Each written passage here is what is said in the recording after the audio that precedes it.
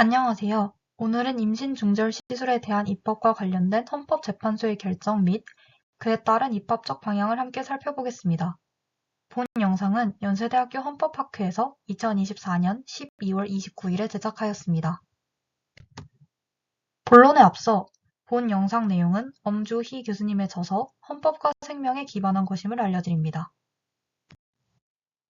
목차로는 우선 낙태죄에 관한 헌법재판소의 결정을 먼저 살펴본 뒤 입법의 가이드라인과 법률안 제안을 다룬 후 결론으로 마무리하도록 하겠습니다. 먼저 서론입니다. 2019년 4월 11일 헌법재판소는 형법상 낙태죄 조항에 대해 헌법 불합치 결정을 내렸습니다. 이는 해당 조항들이 헌법상 합헌적 요소와 미헌적 요소를 모두 포함하고 있다고 본 것입니다. 헌법재판소는 이 결정을 통해 입법부의 기존 낙태죄 조항을 대체할 새로운 입법을 마련할 것을 촉구했습니다. 이후 국회에서는 다양한 개정안이 발의되었으나 일부는 임기 만료로 폐기되는 등 최종 입법으로 이어지지 못했습니다. 헌법재판소의 결정 이후 대체 입법의 필요성이 제기되었고 낙태 문제는 생명권, 임산부의 자기결정권, 국가의 생명보호 의무와 같은 중대한 헌법적 가치를 다루는 과제로 논의되고 있습니다. 낙태죄에 관한 헌법재판소 결정의 의미와 문제점에 대해 살펴보도록 하겠습니다. 우선 1번 태아의 생명권 확인입니다. 2019년 4월 결정에서 헌법재판소는 태아의 생명 보호를 공익으로서 국가의 보호 의무로 언급하고 태아의 생명권을 재확인했습니다. 생명권은 기본권 질서의 근본 가치인 인간의 존엄성에서 도출될 수 있고 태아와 같이 스스로 이를 주장할 수 없는 대상에게는 국가의 보호 의무가 기묘하게 작동해야 하므로 태아의 생명 보호의 수준은 국가의 보호 의무에 근거한 제도적 안전장치에 의존할 수밖에 없습니다. 다음으로는 과잉금지 원칙에 따른 인부의 자기결정권 실현 판단입니다. 낙태죄 조항 때문에 제한될 수 있는 기본권은 인부의 자기결정권입니다. 인부의 자기결정권의 제한이 과도하지 않은지 여부를 헌법재판소는 과잉금지의 원칙으로 판단했는데 낙태죄 법률 조항의 입법 목적이 정당하나 수단의 적합성, 피해의 최소성, 법익 균형성의 면에서 과잉금지의 원칙 위반으로 판단했습니다. 즉, 인부의 자기결정권에 미치는 피해가 최소한을 넘은 반면 태아의 생명보호라는 공익에만 일방적이고 절대적인 우위를 부여함으로써 법익 균형성을 상실하고 있다고 판단한 것입니다.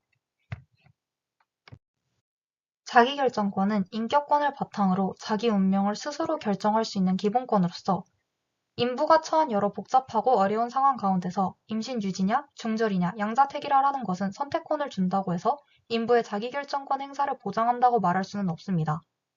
자기결정권에서 자기결정을 강조할 것이 아니라 자기결정이 되기 위해서 선행되어야 할 사회적, 제도적 기반을 마련하는 것이 우선되어야 합니다. 예를 들어 임신, 낙태, 양육에 대한 충분한 정보 제공과 숙고가 수반되는 상담 절차, 양육에 필요한 사회적 지원, 비밀 출산 제도 등의 새로운 탈출구 마련이 필요합니다. 다음으로는 결정 가능 기간을 설정한 의미입니다.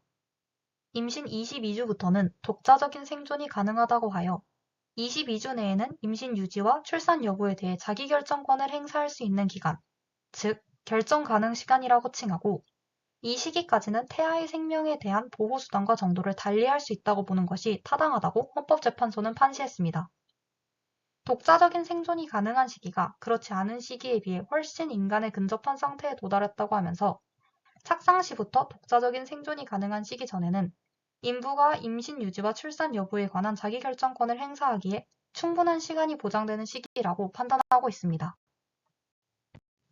인부의 자기결정권은 절대적으로 보호되는 것이 아니라 위에서 언급한 과잉금지 원칙에 의한 제한과 기본권 자체가 가진 내재적 한계로 인한 제한을 받게 됩니다. 인부가 자기결정권을 행사할 때 태아의 생명과 직결되는 지점이 자기결정권 행사의 내재적 한계가 되기 때문에 헌법재판소가 제시한 태아가 모체를 떠나 독자적 생존이 가능한 시점에서는 인부가 자기결정권을 행사할 수 없게 됩니다. 이때는 국가의 생명권 보호 의무가 적극적으로 적용해야 되는 시점입니다. 마지막으로 22주가 태아의 독자적 생존 가능 시기인가에 관련하여 독자적 생존 가능성 기준의 불합리성에 대해서 설명하도록 하겠습니다.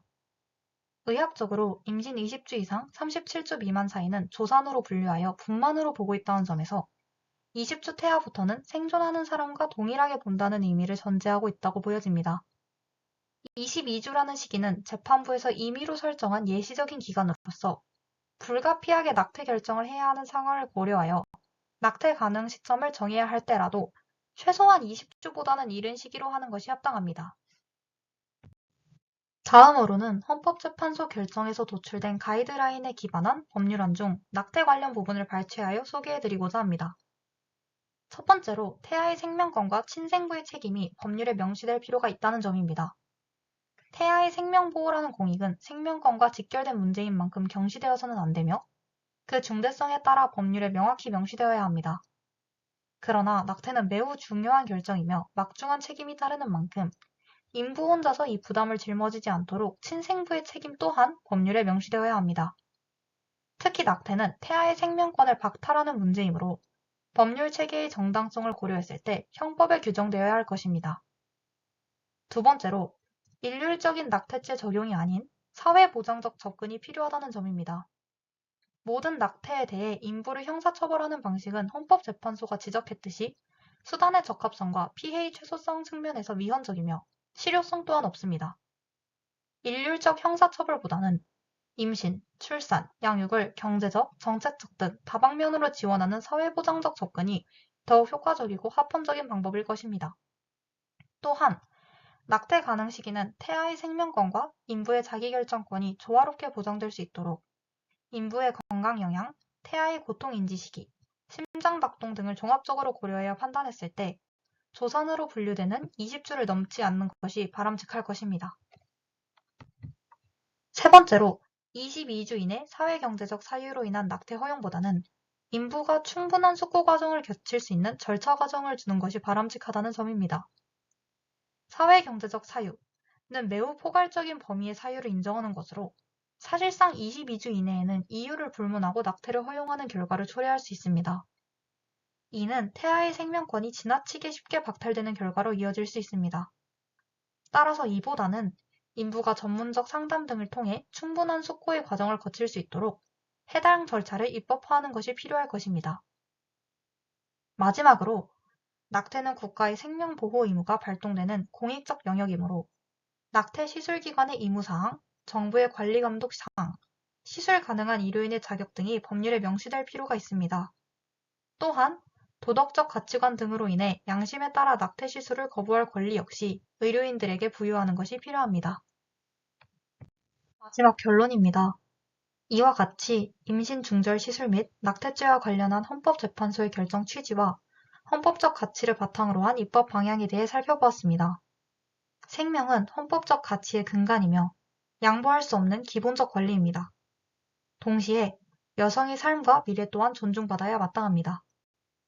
그러므로 태아의 생명권과 여성의 자기결정권을 조화롭게 보호할 수 있는 법과 제도가 마련될 수 있도록 모두의 지혜를 모아야 할 때입니다. 오늘의 논의가 우리 사회의 근간이 되는 생명의 가치를 보호하면서도 여성의 권리 또한 보장할 수 있는 새로운 입법 방향으로 나아가는 데 도움이 될 수 있기를 바랍니다. 감사합니다.